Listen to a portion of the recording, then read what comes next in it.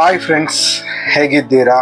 ದೇವರ ಪರಿಶುದ್ಧ ನಾಮಕ್ಕೆ ಸ್ತೋತ್ರವಾಗಲಿ. ಈ ದಿನ ದೇವರ ಸಂದೇಶವಾಗಿ ಮತ್ತಾಯನು ಬರೆದ ಸುವಾರ್ತೆ 5ನೇ ಅಧ್ಯಾಯ 27ರಿಂದ 30 ವಾಕ್ಯಗಳನ್ನು ನಾವು ನೋಡೋಣ. ಈ ವಾಕ್ಯ ಭಾಗದಲ್ಲಿ ನಾವು ನೋಡುವಂತ ಸಂದರ್ಭದಲ್ಲಿ ಇಲ್ಲಿ ಯೇಸು ಕ್ರಿಸ್ತನು ವ್ಯಭಿಚಾರದ ಸಂಬಂಧವಾಗಿ ಕೆಲವು ಕಾರ್ಯಗಳನ್ನು ಹೇಳ್ತಾ ಇದ್ದಾರೆ. ಇದರಲ್ಲಿ ಯಾವುದನ್ನು ಮಾಡಬಾರದು, ಮಾಡುವಂತ ಸಂದರ್ಭದಲ್ಲಿ ಏನೇನಾಗುತ್ತೆ ಎಂಬ ವಿಷಯವನ್ನು ಯೇಸು ಕ್ರಿಸ್ತನು ಇಲ್ಲಿ ಮಾತಾಡಿದ್ದಾರೆ. ನೋಡಿ, 27ನೇ ವಾಕ್ಯದಲ್ಲಿ ವ್ಯಭಿಚಾರ ಮಾಡಬಾರದೆಂದು ಹೇಳಿಯದೆ ಎಂಬುದಾಗಿ ನೀವು ಕೇಳಿದ್ದೀರಷ್ಟೇ, ಆದರೂ ನಾನು ನಿಮ್ಗೆ ಹೇಳುವುದೇನೆಂದರೆ ಪರಸ್ತ್ರೀ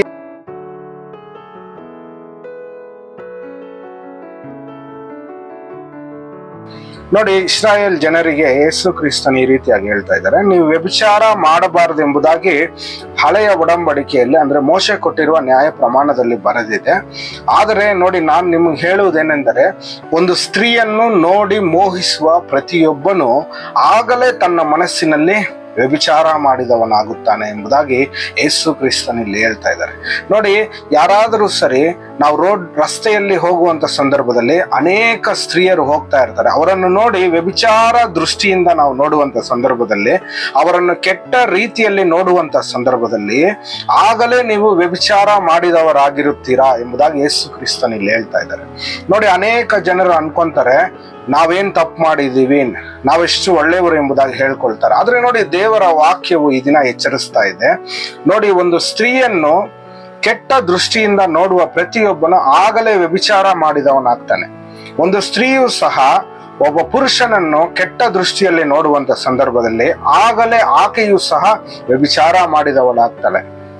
ನೋಡಿ, ಈ ರೀತಿಯ ಕಾರ್ಯಗಳನ್ನು ಯಾರು ಮಾಡಬಾರ್ದು. ನೋಡಿ, ವ್ಯಭಿಚಾರ ಮಾಡುವಾಗ ಅನೇಕ ವಿಧವಾದ ತೊಂದರೆ ಆಗುತ್ತೆ, ಹಾನಿ ಉಂಟಾಗುತ್ತೆ. ನೋಡಿ, ದೇವರಿಗೆ ವಿರೋಧವಾದ ಒಂದು ಕಾರ್ಯವು ವ್ಯಭಿಚಾರವಾಗಿದೆ. ನೋಡಿ, ಈ ಲೋಕದಲ್ಲಿ ದೇವರು ಮೆಚ್ಚದೇ ಇರುವಂತ 2 ಕಾರ್ಯಗಳು ಮುಖ್ಯವಾಗಿದೆ. ನೋಡಿ, ಸತ್ಯವೇದದಲ್ಲಿ ಅನೇಕ ವಾಕ್ಯಗಳು ಅದರ ಕುರಿತಾಗಿ ಬರೆಯಲ್ಪಟ್ಟಿದೆ. ಒಂದನೇದು ನೋಡುವಂತ ಸಂದರ್ಭದಲ್ಲಿ ವಿಗ್ರಹಾರಾಧನೆಯನ್ನು ದೇವರು ಇಷ್ಟಪಡುವುದೇ ಇಲ್ಲ. ಅದೇ ರೀತಿಯಾಗಿ ವ್ಯಭಿಚಾರವನ್ನು ಸಹ ದೇವರು ಇಷ್ಟಪಡುವುದಿಲ್ಲ, ಅದನ್ನು ದೇವರು ಸಹಿಸುವುದೇ ಇಲ್ಲ. ನೋಡಿ, ಅದನ್ನೇ ಯೇಸು ಕ್ರಿಸ್ತನ ಇಲ್ಲಿ ಹೇಳ್ತಾ ಇದ್ದಾರೆ. ಒಂದು ಸ್ತ್ರೀಯನ್ನು ಕೆಟ್ಟ ನಡತೆಯಿಂದ ಕೆಟ್ಟ ದೃಷ್ಟಿಯಿಂದ ನಾವು ನೋಡುವಂತ ಸಂದರ್ಭದಲ್ಲಿ ಆಗಲೇ ತಮ್ಮ ಮನಸ್ಸಿನಲ್ಲಿ ವ್ಯಭಿಚಾರ ಮಾಡಿದವರಾಗ್ತೀರಾ ಎಂಬುದಾಗಿ ದೇವರು ಹೇಳ್ತಾ ಇದ್ದಾರೆ. ಯಾರ್ಯಾರು ವ್ಯಭಿಚಾರ ಮಾಡ್ತಿರೋ ಅವರಿಗೆ ದೇವರ ರಾಜ್ಯದಲ್ಲಿ ಪ್ರವೇಶಿಸಲಾಗುವುದಿಲ್ಲ, ಅವರನ್ನು ನಿತ್ಯವಾದ ನರಕಾಗ್ನಿಯಲ್ಲಿ ತಳ್ಳಲ್ಪಡ್ತಾರೆ. ನೋಡಿ, ಅದಕ್ಕೆ ನೋಡಿ ಯೇಸು ಕ್ರಿಸ್ತನ್ ಇಲ್ಲಿ ಈ ರೀತಿಯಾಗಿ ಹೇಳ್ತಾ ಇದ್ದಾರೆ, ನಿನ್ನ ಬಲಗನ್ನು ನಿನ್ನನ್ನು ಪಾಪದಲ್ಲಿ ಸಿಕ್ಕಿಸುವುದಾದರೆ ಅದನ್ನು ಕಿತ್ತು ಬಿಸಾಡಿ.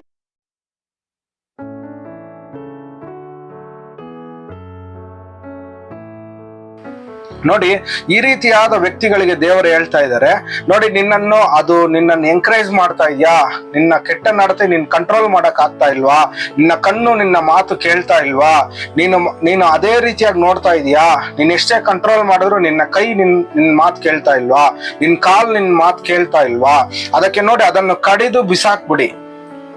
ನೋಡಿ, ಕೈ ಇಲ್ಲದೆ ನೀನು ಪರಲೋಕ ರಾಜ್ಯಕ್ಕೆ ಹೋಗುವುದು ಎಷ್ಟು ಒಳ್ಳೆಯದಲ್ಲವೇ. ನೋಡಿ, ಕೈ ಸಂಪೂರ್ಣವಾಗಿ ನಮ್ಮ ಶರೀರವನ್ನೆಲ್ಲ ತೆಗೆದುಕೊಂಡು ನರಕದಲ್ಲಿ ಹೋಗುವುದಕ್ಕಿಂತ ಒಂದು ಕೈ ಇಲ್ಲದೆ, ಇಲ್ಲಾಂದ್ರೆ ಒಂದು ಕಣ್ಣಿಲ್ಲದೆ ನಾವು ಪರಲೋಕಕ್ಕೆ ಹೋಗುವುದು ಉತ್ತಮವಲ್ಲವೇ ಎಂಬುದಾಗಿ ಯೇಸು ಕ್ರಿಸ್ತನ್ ಇಲ್ಲಿ ಎಚ್ಚರಿಸ್ತಾ ಇದ್ದಾರೆ. 30ನೇ ವಾಕ್ಯದಲ್ಲಿ, ನಿನ್ನ ಬಲಗೈ ನಿನ್ನನ್ನು ಪಾಪದಲ್ಲಿ ಸಿಕ್ಕಿಸುವುದಾದರೆ ಅದನ್ನು ಕಡಿದು ಬಿಸಾಡಿಬಿಡು, ನಿನ್ನ ದೇಹವೆಲ್ಲ ನರಕದಲ್ಲಿ ಬೀಳುವುದಕ್ಕಿಂತ ಅವಯವಗಳಲ್ಲಿ ಒಂದು ಹೋಗುವುದು ನಿನಗೆ ಹಿತವಲ್ಲವೇ. ನೋಡಿ, ನಿನ್ನ ದೇಹವೆಲ್ಲ ನರಕಕ್ಕೆ ಹೋಗುವುದಕ್ಕಿಂತ ನಿನ್ನ ಕೈ ಕಾಲು ಯಾವುದೋ ಒಂದು ಅಂಗಗಳು ಇಲ್ಲದೆ ನೀನು ಪರಲೋಕಕ್ಕೆ ಹೋಗುವುದು ಹಿತವಲ್ಲವೇ ಎಂಬುದಾಗಿ ದೇವರ ವಾಕ್ಯವು ಈ ದಿನ ಎಚ್ಚರಿಸ್ತಾ ಇದೆ. ಇದು ಪರಲೋಕಕ್ಕೆ ಮಾತ್ರವಲ್ಲ. ನೋಡಿ, ಜ್ಞಾನೋಕ್ತಿಗಳ 6:32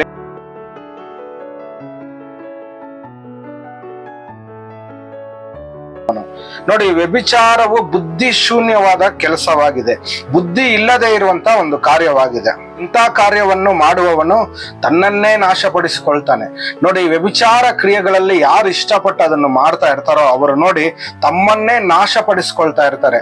ನೋಡಿ, ನಾವು ನ್ಯೂಸ್ ಚಾನೆಲ್ಗಳಲ್ಲಿ ನೋಡುವಂತ ಸಂದರ್ಭದಲ್ಲಿ ಅನೇಕ ವಿಷಯಗಳು ಬರೆಯಲ್ಪಟ್ಟಿದೆ. ನೋಡಿ, ಅನೇಕ ವ್ಯಕ್ತಿಗಳು ಏಡ್ಸ್ ಕಾಯಿಲೆಯಿಂದ ನರಳುತ್ತಾ ಇದ್ದಾರೆ.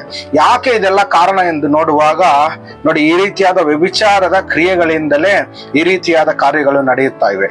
ದಯಮಾಡಿ ಈ ವಿಡಿಯೋ ವೀಕ್ಷಿಸುವ ನಿಮ್ಗೆ ಹೇಳೋದು, ವ್ಯಭಿಚಾರ ವ್ಯಭಿಚಾರ ಕ್ರಿಯೆಗಳಿಂದ ನೀವು ದೂರವಾಗಿರಿ. ಅದು ಈ ಲೋಕದಲ್ಲಿ ನಾಶ ಮಾಡುವುದಲ್ಲದೆ ನಮ್ಮನ್ನು ಪರಲೋಕಕ್ಕೆ ಕೂಡ ಸೇರಿಸದ ಹಾಗೆ ಅದು ನಮ್ಮನ್ನು ನಾಶಪಡಿಸುತ್ತೆ.